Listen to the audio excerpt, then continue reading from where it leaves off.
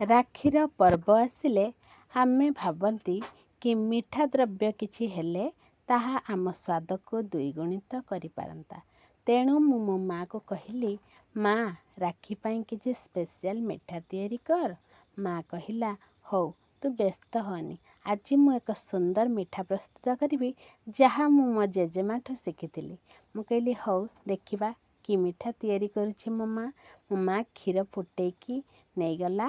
ତା ସହିତ ମଇଦା, ପାନମଧୁରୀ, ଖାଇବା ସୋଢ଼ା, ସ୍ୱାଦ ଅନୁଯାୟୀ ଲୁଣ ଏସବୁ ପକାଇ ଦେଇ ତାକୁ ସୁନ୍ଦର ଭାବରେ ଗୋଳାଇ ଦେଲା। ସବୁ ଗୋଳେଇ ସାରିବା ପରେ ସେ କିଛି ତେଲ ନେଇ ଗରମ କରିବା ପାଇଁ ଛାଡ଼ିଦେଲା। ତା ସହିତ ଗୁଜୁରାତି ଆଉ ପାଣି ନେଇ ଫୁଟାଇବାକୁ ଲାଗିଲା। ମୁଁ କହିଲି, କ'ଣ କରୁଛି ଦେଖିବା। ତାପରେ କିଛି ଚିନି ନେଲା।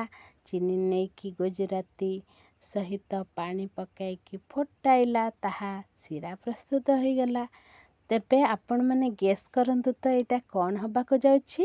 ମୁଁ ବି ଏମିତି ସନ୍ଦେହରେ ଥିଲି, କିନ୍ତୁ ଦେଖିଲା ବେଳକୁ ମା ବନେଇ ଦେଲା ସୁନ୍ଦର ମିଠା, ଯାହାର ନାଁ ଥିଲା ମାଲପୁଆ।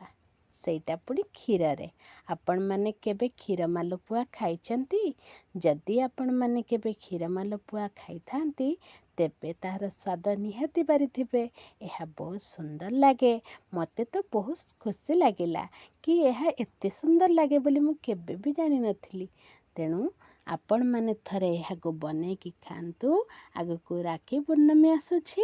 ଯଦି ମୋ ଭିଡ଼ିଓଟି ଆପଣମାନଙ୍କୁ ଭଲ ଲାଗୁଥାଏ, ତେବେ ମୋ ଚ୍ୟାନେଲକୁ ଲାଇକ୍, ସେୟାର, ସବସ୍କ୍ରାଇବ୍ କରନ୍ତୁ। ଆଉ ଏହି ମିଠାକୁ ଥରେ ହେଲେ ବି ଘରେ ବନେଇକି ଖାଇକି ଦେଖନ୍ତୁ।